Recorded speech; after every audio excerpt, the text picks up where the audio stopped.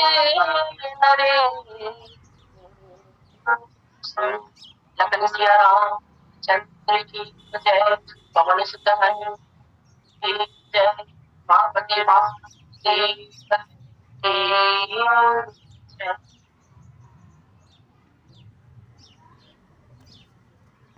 साक्षी स्वरूप मानते हुए आप सभी के चरणों में मेरा सादर नमन है और इस लिंग को प्रणाम करती हूँ जो निर्बाध गति से एक परम उद्देश्य को लेकर निरंतर निरंतर सततमान प्रवाहित है। ऐसे लिंग का उद्देश्य और भाव जो संचालनकर्ता के मन में है आदरणीय पटेल जी के, वे निरंतर पूर्ण हो और निरंतर निरंतर जब तक इस शरीर के द्वारा हम इस पृथ्वी पर विराजित हैं, विराजमान है, तब तक यह लिंक चलता रहे और ऐसे ही सत्संग की सरिता बहती रहे। यही भाव रखते हुए आप सबको प्रणाम करती हूँ। आप सबके बीच में अपने भाव पक्ष को रखने के लिए, अपने भाव को, विचारों को कुछ सामने मूर्त रूप में रखने के प्रयास में जो भी त्रुटि हो उसके लिए पहले से ही क्षमा चाहती हूँ। मेरे बाद के वक्ता आदरणीय शत्रुघ्न सोनी जी, आदरणीय के सिन्हा जी, आप दोनों को प्रणाम करती हूँ। और आइए आज एक सुंदर सा भाव अपने अंदर विराजित कर हम चलते हैं। सुनो मुनि कथा पुनीत पुरानी, जो गिरिजा प्रतिशंभु बखानी। मनु शत्रुपा जी का पावन पुनीत प्रसंग पटाक्षेप करने के तुरंत पश्चात गोस्वामी जी महाराज भानु प्रताप प्रकरण की शुरुआत करते हैं और भानु प्रताप प्रकरण के शुरू में ही गोस्वामी जी लिखते हैं कि विश्व विदित एक कैकई देशु, सत्य केतु तह बसै नरेशु। मैं एक सुनो मुनि भारद्वाज मुनि को याज्ञवल्क्य जी यहाँ पर दोबारा सुनो कह रहे हैं, क्योंकि इसके पहले एक बार और कह आए हैं। क्या बोलते हैं? भारद्वाज सुनो पर पुनि राम जन्म कर हेतु। पहले राम जन्म का हेतु, अभी राम जन्म का हेतु एक मनु शत्रुपा प्रसंग समाप्त हुआ। अब दूसरा भगवान का पावन पुनीत कारण, भगवान का जन्म, भगवान का अवतरण क्यों होता है, उसमें पहले भारद्वाज मुनि को याज्ञवल्क्य जी कहते हैं कि भारद्वाज सुनो अपर पुनि राम जन्म कर हेतु। ये पहले कह दिया, वहां पर राम जन्म का हेतु कहा, फिर से पुनश्च यहाँ पर फिर से कहा सुनो मुनि कथा पुनीत पुरानी, जो कथा प्रतिशंभु बखानी। फिर से सुनिए। तो क्या सुनी शब्द का, सुनो शब्द का की पुनरावृत्ति या पुनरुक्ति दोष यहाँ पर है? तो बोले नहीं, इसलिए कि पहले जो कथा कही मनुष्य के विषय में, उसमें अब का कारण यहाँ पर आ रहा है हेतु, इसलिए फिर से सुन कहते हैं। और सुन कहने के बाद फिर क्या कहते हैं? पुनीत पुरानी। यह कथा बड़ी पुरानी है अर्थात प्राचीन है, लेकिन जैसे गंगा प्राचीन नहीं होती, जैसे सूर्य प्राचीन नहीं होता, जैसी हमारी संस्कृति, सनातन संस्कृति कभी प्राचीन नहीं होती, ऐसे यह कथा भी बहुत पुरानी होते हुए भी पुनीत होने के कारण कभी प्राचीन नहीं होती। पुनीत पुरानी कथा क्यों सुने? इसमें तो भगवान की कोई कथा भी नहीं है। प्रताप भानु के प्रसंग में भला प्रताप भानु के विषय में लिखा गया, एक इंसान के विषय में, मनुष्य के विषय में, इसमें कोई भगवान की कथा नहीं है, फिर भला इसको क्यों सुने? तो उसका बहुत सुंदर कारण दे दिया उसके पहले ही। बोले इतिहास और जो कहानी है उसमें अंतर बहुत ही साधारण सा अंतर होता है, लेकिन बहुत महत्वपूर्ण अंतर होता है। कहानी का अर्थ होता है कही हुई, जो हमेशा कल्पना प्रसूत होती है और जिसका परिणाम, जिसका अंत जो है हमेशा सुखद होता है, नीति को प्रतिष्ठित करने वाला होता है। लेकिन इतिहास तथ्यपरक होता है। यहाँ पर जो पुरानी प्राचीन कथा कही जा रही है वो उसको इतिहास के परिप्रेक्ष्य में भी देखा जा सकता है और उसको, उस इतिहास का जो सत्य है वह सत्य हमारे लिए कोई कल्पना प्रसूत नहीं, बल्कि वह प्राचीन होते हुए भी क्या है? बोले गिरिजा संप्रति शंभु बखानी, जो कि शिव जी ने इसका बखान किया है, इसलिए हमारे लिए बहुत पुनीत है और पावन है। और एक कारण यह भी है इसके पुनीत होने का, प्रताप भानु का जो प्रसंग है इसे सुनना चाहिए, इसलिए क्योंकि इस व्यक्ति के कारण जो है भगवान अवतरित हुए। इस व्यक्ति के कारण भगवान आए हैं, अर्थात सहज नहीं है प्रताप भानु बन जाना, सहज नहीं है प्रताप भानु का रावण बन जाना, के कारण ईश्वर को भी अवतरित होना पड़ता है, जो उसका कारण है वो बहुत पुनीत है और इसीलिए यह बहुत पुनीत कथा है। और पुनीत कथा शंभू जी ने कहा है किनसे, बोले माता पार्वती से। इससे पहले कहते हैं कि तदपि संत मुनि वेद पुराना जस कछु कहा स्वमति अनुमाना। भगवान शिव कहते हैं कि पहले जो संतों का मत है, जो मुनियों का मत है, जो वेद का मत है वो मैं कह रहा हूँ, ये पुराण सम्मत भी है यह कथा। लेकिन फिर कहते हैं कि मैं क्या कहना चाहता हूँ, मेरा मंतव्य इसमें क्या है, क्योंकि कहने वाला अपना मंतव्य उसमें जाहिर कर देता है, लिखने वाला भी अपना मंतव्य जाहिर करता है, और उपसंहार में और भूमिका में मंतव्य स्पष्ट हो जाता है कहने वाले का या लिखने वाले का, दोनों का। तो बोले तस मैं सुमुखी सुनाव हूं तो ये समुझी परई जस कारण मोह। मुझे जो, हे सुमुखी, माता पार्वती को भगवान शिव कहते हैं, मैं सुना रहा हूँ तुम्हें जो कथा, बोले यह जो कथा है इस कथा में मेरा मेरा मुझे जो कारण समझ में आता है वो मैं जाहिर करूंगा। और विश्व विदित एक कई देशों फिर शुरू करते हैं कि विश्व विदित। गोस्वामी जी महाराज इसमें जो साधारण सी भाषा में जो अनुवाद लिखा है वो क्या है कि हे मुनि,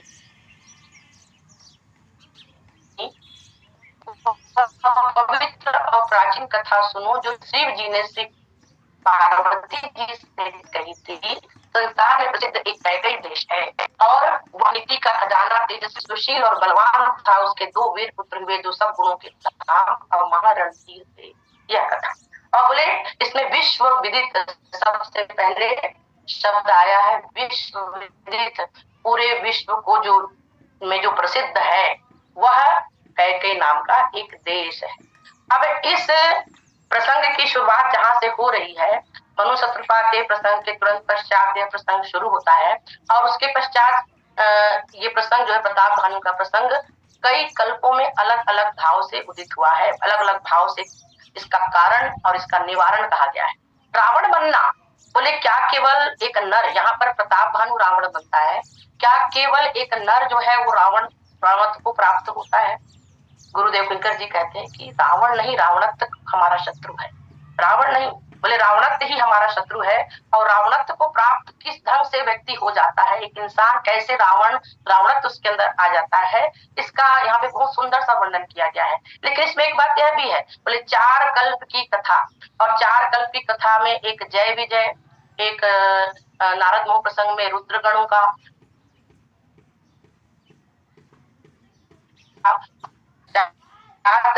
बोले कारण, तो बोले ये कारण क्या है, बोले 4 कल्प में भगवान के जो अवतार हैं हर कल्प में अलग अलग हेतु से होते हैं और राम जन्म कर हेतु अनेका।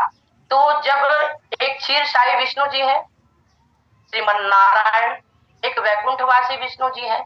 जय विजय के प्रसंग में जय विजय मानो देवत्व को प्राप्त है, क्योंकि भगवान विष्णु के जो वैकुंठवासी भगवान विष्णु के वे पार्षद है। देवता का देवत्व को प्राप्त जो है उनका रावण बन जाना, ये पहला। दूसरा क्षीरसाई भगवान राम के रूप में, और इसमें नारद मोह प्रसंग जिसमें रुद्रगण, और उसके पश्चात तीसरा जालंधर जो राक्षस है, राग का भी रावण बन जाना, देवताओं का भी रावण बन जाना, और यहाँ पर एक नर का इंसान का रावण बन जाना, ये अलग अलग कल्प में कहते हैं।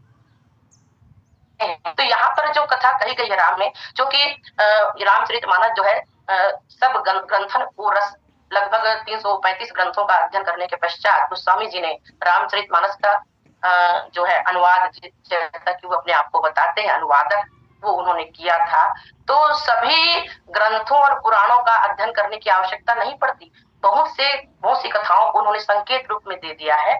तो यहाँ पर गोस्वामी जी महाराज कहना चाहते हैं कि भानु प्रताप जो प्रसंग है इसका, उसको अगर हम विस्तृत रूप से पढ़ना चाहें, विस्तार से इसमें भी बहुत कुछ दिया है, लेकिन इतना विस्तार नहीं है जितना शिव संहिता में है, जितना कि महापुराण में, महारामायण में है, जितना कि अगस्त रामायण में है। इसमें भी ये सब प्रताप भानु का जो प्रसंग है वो हमें प्राप्त होता है।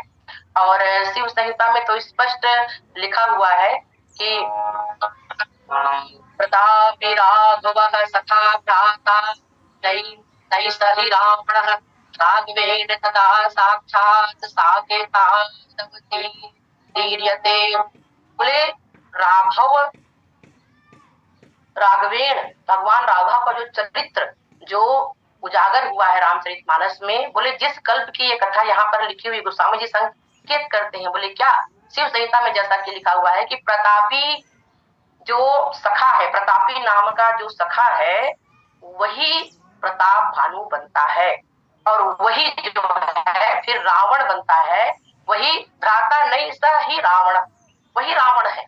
और ये रावण कौन है? तो बोले ये साकेत वासी, जो साकेत वासी हम श्री राम को जो है उनका गमन जब होता है अयोध्या से और पूरे अयोध्या वासियों को लेकर वे जाते हैं, तो बोले कहाँ पधारते हैं? तो बोले साकेत धाम को पधारते हैं। तो बोले एक क्षीर साई विष्णु जी है जिनका राम बनना, एक श्रीमन वैकुंठ में निवास करने विष्णु जी, और एक परात्पर ब्रह्म जो जिनका जो निर्गुण निराकार स्वरूप है मनु शत्रुपा, जिनकी स्तुति करते हैं, एक परात्पर ब्रह्म श्री राम का प्रकट। लेकिन यहाँ पर प्रताप भानु की जो कथा लिखी गई है, इसमें ये जो प्रताप भानु ये कौन है? तो ये प्रताप भानु जो है ये इसमें साकेतवासी जब भगवान ब्रह्म साकेतवासी श्री राम का जब अवतरण होता है तो वो अवतरण प्रताप भानु के कारण होता है। इस कल्प की कथा यह गुप्त रहस्य यहाँ पर विद्वान जनों ने कहा है कि ये जो प्रताप भानु है जिसकी कथा यहाँ पर विश्वविद एक कई देशों सत्य केतु बसे नरसु, उनके जो पुत्र प्रताप भानु और अरिमर्दन, ये जो रावण है, ये जो प्रताप भानु जो रावण बनता है ये प्रतापी नाम का सखा है। बोले किन का सखा है? बोले भगवान श्री राम का ही, साकेतवासी श्री राम का यह सखा है। और महारामायण में इसका वर्णन आता है कि प्रतापी और वितापी ये दो सखा रहते हैं उनके, और वितापी अरिमर्दन बनता है जो बल प्रधान है, और प्रताप प्रधान, प्रताप जिसमें बहुत ज्यादा है वो रावण बनता है प्रतापी। इसलिए प्रतापी शब्द रावण के लिए बार बार आया है रामचरितमानस में। और ये प्रतापी रावण है और वितापी अरिमर्दन अर्थात वो कुंभकर्ण, और प्रताप भानु का रावण बनना। और रावण के अंदर प्रताप प्रधान है और कुंभकर्ण के अंदर जो है वो बल प्रधान है। और इसका हम बहुत सुंदर संकेत देखते भी हैं। कहाँ देखते हैं? बोले रामचरितमानस में लंका कांड में ये वर्णन आता है कि जब रावण हनुमान जी को मुक्का मारता है तो हनुमान जी जमीन पर नहीं गिरते, बल्कि क्या होता है? बोले जानो की कभी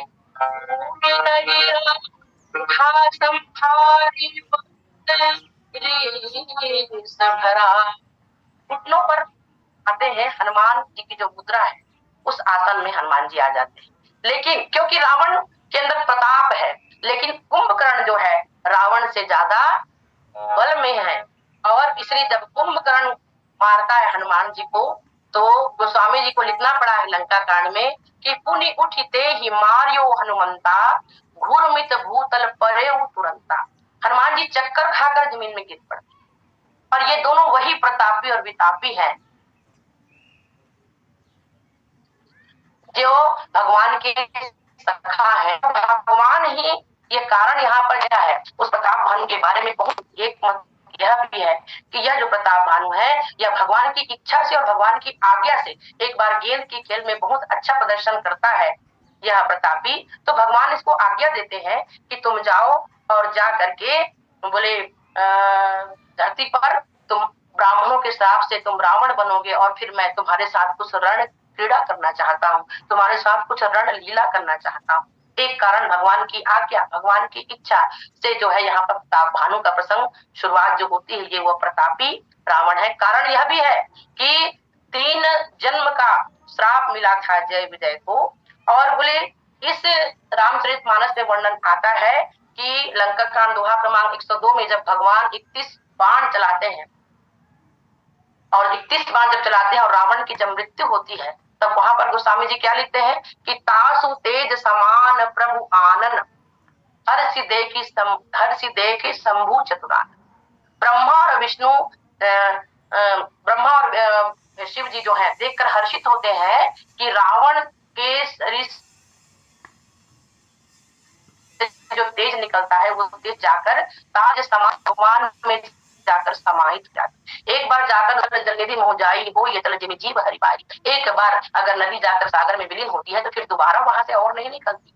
तो बोले ये जो रावण है जिसका वर्णन इस रामचरितमानस में आया है ये वही प्रतापी नाम का सखा जिसका प्रताप भानु बनना आता है। तो देखते हैं क्या देखते हैं यहाँ पर हम कि विश्व विदित एक कैकई देशु, विश्व में प्रसिद्ध है एक कैकई नाम का देश। और वर्तमान में अगर हम इसको जानना चाहे कि ये कैकई देश कहाँ है, शास्त्रों का अगर अध्ययन करें तो पता चलता है कि कश्मीर में जो है ये कैकई देश रहा है, कश्मीर में। और कश्मीर इसका एक अयोध्या कांड में एक और वर्णन आता है जो रूपमालिनी नाम की कन्या कैकई देश की हुई। और कहीं कहीं शास्त्रों में इसका वर्णन आता है कि अश्वकेतु पिता का नाम माता कैकई और माता कैकई जिसमें राजा कैकई के रूप में आया है, इनका नाम अश्वकेतु था। और उनकी जो कन्या थी उसका नाम रूपमालिनी, जो कैकई नाम से जिन्हें हम जानते हैं, वही कैकई देश। और कहीं कहीं वर्णन ये आता है शास्त्रों में कि अफगानिस्तान में जो क्षेत्र है जिसका नाम है हिरात, विनायकी टिकटा के अनुसार, वो उसको कैकई देश कहा जाता था। लेकिन सर्वमान्य कश्मीर है जहाँ पर ये कैकई देश वर्तमान में है। तो स्वामी जी महाराज कहते हैं विश्व विदित एक कैकई देश, तो वहां पर एक सत्यकेतु नाम का राजा राज्य करता था।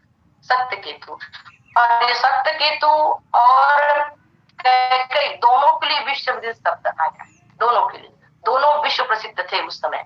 क्यों प्रसिद्ध थे? बोले सत्यकेतु, बोले सत्यकेतु यथा नाम तथा गुण, बोले जैसा नाम है वैसा ही गुण है। बोले कारण, बोले कि सत्य को हम जानते हैं,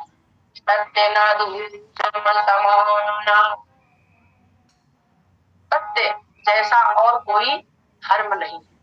लेकिन यह भी है कि सभी धर्मों का मूल क्या है? बोले सभी धर्मों का मूल सत्य ही है। सत्य मूल सब सुकृत सुहाए, पिता का वर्णन कर रहे हैं गोस्वामी जी महाराज। इसके बाद पुत्र के बारे में कहेंगे। और यह राजा सत्यकेतु है। और सत्यकेतु हम जानते हैं केतु है जो सत्य पर प्रतिष्ठित हो, जिस ध्वज और पताका दोनों का वर्णन हम जानते हैं, दोनों वाला ऐसा राजा। और इस राजा, अब देखिए हमें विचार करना होगा। बोले जब हम किसी व्यक्ति को देखते हैं तो उसके अंदर संस्कार, जैसन जैसन घर द्वार तैसन तैसन पैका, और जैसन जैसन दायित्व तैसन तैसन लइका, हम कहते हैं। अब वर्तमान में भी सामान्य सी बात है, किसी बच्चे को देखकर, उसके संस्कार देखकर हम उसके माता पिता की या तो अवमानना करने लगते हैं या फिर मानना करने लगते हैं कि वाह क्या संस्कार दिया है, या फिर बोलते हैं कि इतना भी नहीं बताया, नहीं सिखाया बच्चे को, के अंदर कोई संस्कार नहीं। कुसंस्कार सुसंस्कार।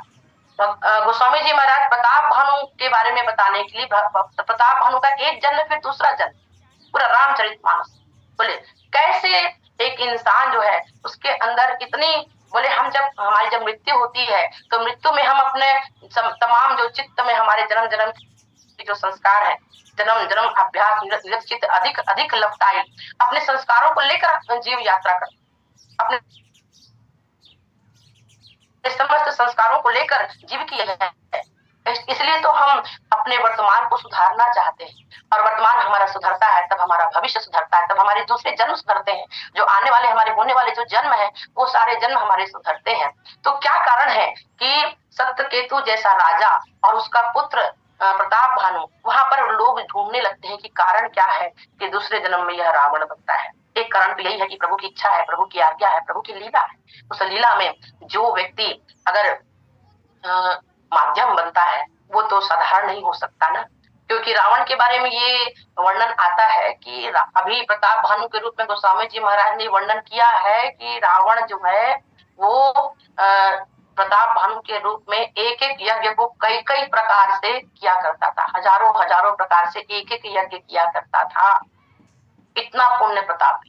सत्यकेतु का वर्णन करने के बाद गोस्वामी जी महाराज ने जो प्रताप भानु का वर्णन किया है अपने पिता से कहीं आगे, और एक एक यज्ञ को कई कई प्रकार से करना, इतना पुण्य प्रतापी, इतना पुण्य श्लोक, जैसे राजा रघु, जैसे राजा नल, जैसे राजा युधिष्ठिर, ऐसे एक अश्वमेध को करने में व्यक्ति माने सफल नहीं हो पाता अपने जीवन में। और इसने कई कई अश्वमेध किए हैं प्रताप भानु ने। और उसके पश्चात फिर दूसरे जन्म में जब रावण बनता है तो रावण बनने के बाद भी 10,000 वर्ष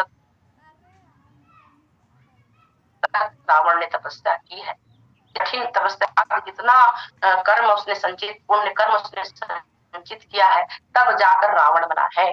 और उसके पश्चात भगवान के सामने डटकर खड़ा होता है। तो रावण बनना भी आसान नहीं है, लेकिन क्या यह मार्गदर्शन संसार के लिए कितना हमारे लिए उपयोगी है। सत्य केतु का वर्णन करते हुए गोस्वामी जी महाराज सबसे पहले यह कहते हैं कि जिसकी ध्वजा लहरा रही है पूरे देश में, लेकिन बोले जो धर्म के जो चरण है यह केवल सत्य पर प्रतिष्ठित नहीं है, बल्कि सत्य प्रतिष्ठित होने से क्या होता है, बोले सत्य तो धर्म का मूल है, और मूल होने के कारण यह जो राजा है वह नीति प्रधान है, धर्म धुरंधर है, और नीति, बिना नीति के कोई राज्य काज नहीं हो सकता, बिना नीति के। गोस्वामी जी ने कहा है, राज की राह नीति बिन जाने, बिना नीति के ज्ञान के कोई राज्य ठहर नहीं सकता। बड़ा व्यंग्य है आज के हमारे, आज का जो हमारा अभी चुनाव होने वाला है, सामने बिल्कुल सामने चुनाव खड़ा हुआ है, और हमारा जो राज्य है वर्तमान का, वह राज्य कितना नीति पर आधारित है हम बहुत अच्छे से जानते हैं, और हमारी सारी समस्याएं इसी चिंतन को लेकर होती है। वर्तमान में हमें फिर से हम एक उम्मीद लगाए बैठे हैं कि हो सकता है कि अच्छा नीतिवान राजा हमें प्राप्त हो, नीतिवान जो है मंत्री, मुख्यमंत्री, प्रधानमंत्री हमें प्राप्त हो। तो बिना नीति के कोई राज्य ठहर नहीं सकता, बिना नीति के कोई राज्य सही ढंग से संचालित नहीं किया जा सकता। और यह सत्य पर आधारित सत्य केतु का जो जीवन है वह धर्म की धुरी के चारों ओर घूम रहा है और नीति प्रधान है।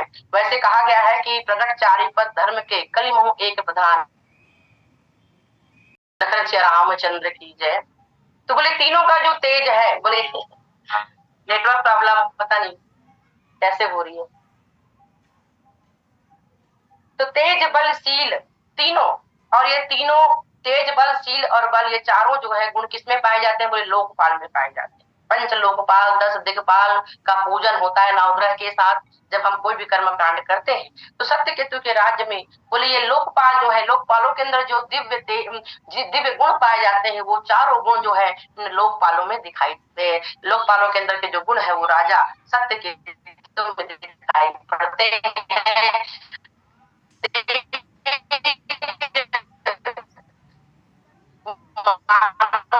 किसके जैसा है, बोले भानु,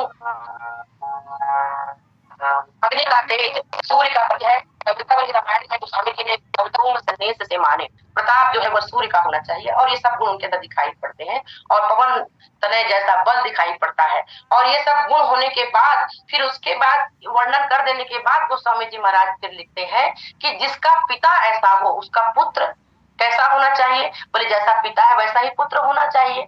जैसे कि मनु शत्रुघ्न प्रसंग में उन्होंने कहा कि दंपति धर्म आचरण नीका, दंपति दोनों मनु शत्रुघ्न का जो आचरण है इतना नीक है, इतना पुनीत है कि जो पुत्र प्राप्त होता है वो कैसा, बोले दंपति धर्म आचरण नीका, अजहु गाव सुति जिनके लीका, निप उत्पान पाद सुत जातासु, ध्रुव हरि भगत भयउ सुत जासु।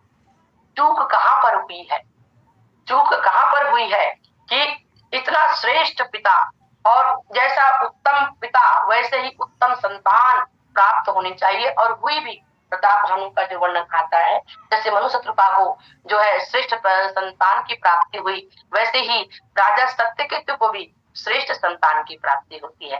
गोस्वामी जी वर्णन करते हैं कि जब एक राजा जो है वह श्रेष्ठ आचरण वाला होता है और तब ईश्वर का सच्चा प्रतिनिधि होता है, और तब संधि विग्रह यान आसन द्वैधी भाव और आश्रय, ये जो गुण कहे गए एक राजा के अंदर, जिनका मनु स्मृति में जो है वर्णन किया गया है, ये पूरे छहों के छहों गुण जो है सत्य केतु के अंदर विद्यमान थे, और इसलिए उन्हें उत्तम संतान की प्राप्ति हुई। और वो उत्तम संतान जो है राजधनी जो जेठ सुत आही, नाम प्रताप भानु असताही, अपर सुतई अरिमर्दन नामा, भुजबल अतुल अचल संग्राम। गोस्वामी जी महाराज कहते हैं कि समस्त गुण तेज बल शील और जो है तेज प्रतापशील और बल, ये चारों गुण किसके अंदर थे, बोले प्रताप भानु के अंदर भी थे अपने पिता से, लेकिन एक कदम आगे था प्रताप भानु, और वह महावीर भी था, वीर भी था और रणधीर था। तेहि के भय जुगल सुत वीरा, वीर भी, ये गुण जो है जो पिता के अंदर नहीं दिखाई देता वो पुत्र रावण के अंदर दिखाई देता है। और रावण और कुंभकर्ण जो दोनों हुए प्रताप भानु और अरिमर्दन प्रधान हैं। और हम देखें कि साकेत वासी श्री रामचंद्र जी साकेत बिहारी जिनको कहा जाता है। साकेत बिहारी श्री राम का वहां पर धर्म की स्थापना है और गोलोक बिहारी श्री कृष्ण वहां प्रेम की स्थापना हुई है, प्रेम को प्रकट किया गया है, यहाँ धर्म को प्रकट किया गया है। और ये जो साकेत बिहारी है इनका जो प्रताप भानु है, यह अपने जीवन में बोले क्या करता है, बोले अनेकों सुकर्म करता है, अनेकों यज्ञ करता है। संकेत गोस्वामी जी महाराज ने बोले क्या कि जेठे सुत ही राज निप दीना, हरि हित आप गवन वन कीना। गोस्वामी जी महाराज कहते हैं कि बड़े पुत्र को ही राज दिया जाता है। जैसे मनु शत्रु में गोस्वामी जी लिखते हैं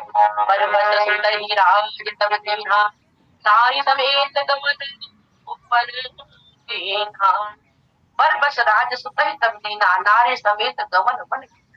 बरबस राज्य जो है जबरदस्ती, माने पुत्र राज्य लेना नहीं चाहता, लेकिन जबरदस्ती राज्य जो है मनु अपने पुत्र को सौंप कर नारी समेत गवन वन कीना। लेकिन यहाँ पर गोस्वामी जी महाराज बहुत गहरा संकेत एक छोटे से वाक्य में कर देते हैं, जब वे लिखते हैं कि जेठे सुतहि राज निप दीन्हा, हरिहित आपु गवन वन।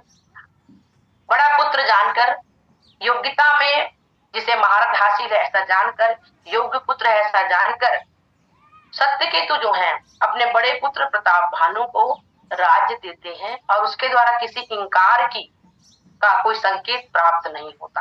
अर्थात प्रताप भानु के अंदर राज्य को पाने की इच्छा है।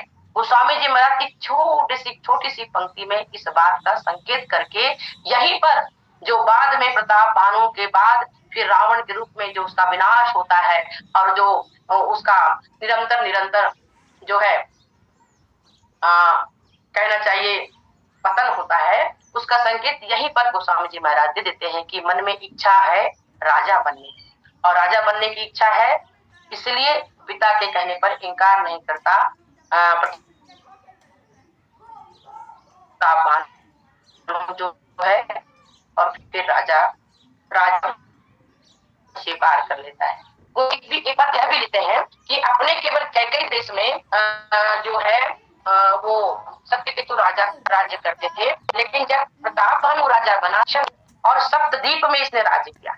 सप्तद्वीप में एक गणित करनिया रावण के रूप में भी राजा बना जब यह, तो बोले महान प्रतापी राजा बना है। जब हनुमान जी लंका की यात्रा करते हैं तो गोस्वामी जी महाराज लिखते हैं कि हनुमान जी जब पहुंचते हैं रावण के दरबार में तो वहां पर वर्णन आता है कि कर जोरे सुरदसिप विनीता, भ्रिकुटी विलोक सकल सभीता। इतना जासु प्रताप कवि मन शंका, जासु प्रताप कपि मन शंका। बोले जासु प्रताप, ये जो प्रताप भानु है उसका प्रताप रावण के रूप में भी विख्यात था, और सारे देवी देवता जो है वो हाथ जोड़कर रावण के दरबार में खड़े रहे। तो ऐसा अतुल बल, ऐसा अतुल प्रताप और ऐसा दिव्य चरित्र कि अपने प्रत्येक कर्म को वासुदेव को अर्पित करके प्रताप भानु जो है वह राज्य करता है। लेकिन उसके बाद फिर कपट मुनि के जाल में फंसना, और फिर रावण जब कपट मुनि से अपनी इच्छा जाहिर करना, तो किस तरह इतना विस्तार इच्छा का इतना मने इच्छाओं का दमन करके अपने अंदर रख करके एक व्यक्ति जो है अपना उत्कृष्ट रूप संसार को दिखाता है, और दिखाने के बाद अंदर से जो है वह प्रकट जब होता है तब वो रावण बन जाता है। आज हमारे जीवन में जितने भी व्यक्ति हैं, हम और आप सब प्रताप भानु जैसे ही चरित्र लिए फिरते हैं। बोले हम अपने हम कथावाचक हैं, हम उत्कृष्ट धर्म का पालन करते हुए दिखाई दे रहे हैं, हम भगवान की शरण में दिखाई दे रहे हैं, प्रभु को हर कर्म अर्पित करते हुए भी दिखाई दे रहे हैं, लेकिन उसके पश्चात भी हमारे अंतस की जो इच्छाएं हैं, क्या वो इच्छाएं पूरी तरह से समाप्त हो चुकी है? क्या उन इच्छाओं का भी शमन हो चुका है? क्या वो इच्छाएं भी भगवान को अर्पित हो चुकी हैं? बोले नहीं। इसीलिए हर व्यक्ति आज रावण के रूप में, बोले उसका चरित्र, दोहरा चरित्र जो है वह उसे रावणत्व को प्राप्त करा देता है। राम चरितमानस में प्रताप भानु का जो प्रसंग है बहुत नहीं है, लेकिन इसीलिए गोस्वामी जी महाराज कथा पुनीत पुराने जोग लीजापति बखानी कारण और विस्तृत वर्णन ना करके संक्षिप्त में वर्णन करके उन्होंने बता दिया कि रावण जो है वह कैसे बनता है प्रताप भानु। अब इसमें ईश्वर की इच्छा, ईश्वर की लीला तो पूरे रामचरितमानस में हम हर जगह इस हेतु को हम नकार नहीं सकते हैं, लेकिन हमारे लिए जो उपदेशक है, हमारे लिए जो अनुकरणीय है, वह क्या है? वो यही है कि जो हमारा अंतस है उसकी निर्मलता और हृदय की पवित्रता जब तक पूरी तरह प्राप्त ना हो, तब तक बाहरी कर्मकांड बहुत श्रेष्ठ श्रेष्ठ करने के बावजूद भी हम जो है वो भक्ति और ज्ञान को अपने जीवन में नहीं पा पाते हैं, एक उत्कृष्ट मानव नहीं बन पाते हैं, एक उत्कृष्ट नर नहीं बन पाते हैं। और भगवान राम का जो चरित्र है वह ठीक इसके विपरीत आकर हमारे सामने खड़ा होता है कि अंतस की पवित्रता ही जीवन के चरित्र को उजागर करती है और वही समाज के लिए अनुकरणीय होती है। प्रताप भानु के प्रसंग में मैं यहाँ से इसकी शुरुआत विश्व विदित एक कैके देशु सत्य केतुतः बसै नरेशु इस प्रसंग से शुरू होता है, और यहाँ से शुरू होने के बाद आने वाले समय में अलग अलग वक्ताओं के द्वारा हमें प्रताप भानु का चरित्र सुनने को मिलेगा। और मेरी गुजारिश है कि इसका प्रताप भानु का जो चरित्र है वो पूरी तरह से हम उस कथा को हम सबके सामने रखें, और इसके लिए बहुत श्रेष्ठ श्रेष्ठ वक्ता हमारे बीच में है। उन सबको प्रणाम करती हूँ, और मैं ये कहना चाहती पटेल जी से कि आप प्रताप भानु के विषय में अगर 4 पंक्ति भी कह देंगे तो मुझे संतुष्टि होगी, और इसलिए मैं अपनी वाणी को यहाँ पर विराम देते हुए आपको जो है यह पटल सादर समर्पित करती हूँ। संक्षेप में ही सही 4 पंक्ति कहिएगा जरूर। सादर प्रणाम। बोलिए सियावर रामचंद्र भगवान की जय। बहुत बहुत धन्यवाद मैडम जी, आपके द्वारा प्रताप भानु प्रसंग का शुभारंभ किया गया एक तरीके से विश्व विदित एक कैके देशु। कैके देश के संबंध में बताया गया। आजकल उसे कक्का कहते हैं, जो कश्मीर राज्य के अंतर्गत है, ऐसा मानस भी उसमें लिखा है। इसकी राजधानी गिरिव्रज या राजगिरी थी। कैके देश और केका देश एक ही है। इस देश के राजा की जो कन्या ही केकई थी। अश्वपति के बारे में भी आपने बताया, केकई के पिता अश्वपति थे। वास्तव में गोस्वामी जी ने रामचरितमानस में जितने पात्रों का नाम जो रखा है वे अपने आप में एक विशिष्ट अर्थ लिए हुए हैं। इसमें जो अरिमर्दन नाम दिया गया, प्रताप भानु नाम दिया गया, सत्यकेतु नाम दिया गया, तीनों के अर्थ है। अरिमर्दन अर्थात शत्रुओं को मर्दन करने वाला, इस अर्थानुसार ही हुआ था। इस प्रकार सत्यकेतु, प्रताप भानु, अरिमर्दन ये तीनों नाम यथार्थ हैं, और इन नामों से ही उनके गुण सूचित किए जाते हैं। भाई भाई परम सन्निहित, भाइयों में आपस में बहुत प्रेम था। और यह बात जितने हमारे पुराण हैं इसके असुरों से संबंधित कथाओं में, असुर भाइयों में ज्यादा प्रेम का वर्णन मिलता है, ज्यादा एकता का वर्णन मिलता है, बजाय चाहे आप अन्य भाइयों को ले ले, बाली सुग्री आदि को ले ले, उसके बजाय शत्रु पक्ष में, राक्षसों के पक्ष में यह बात अधिक दृष्टिगोचर होती है।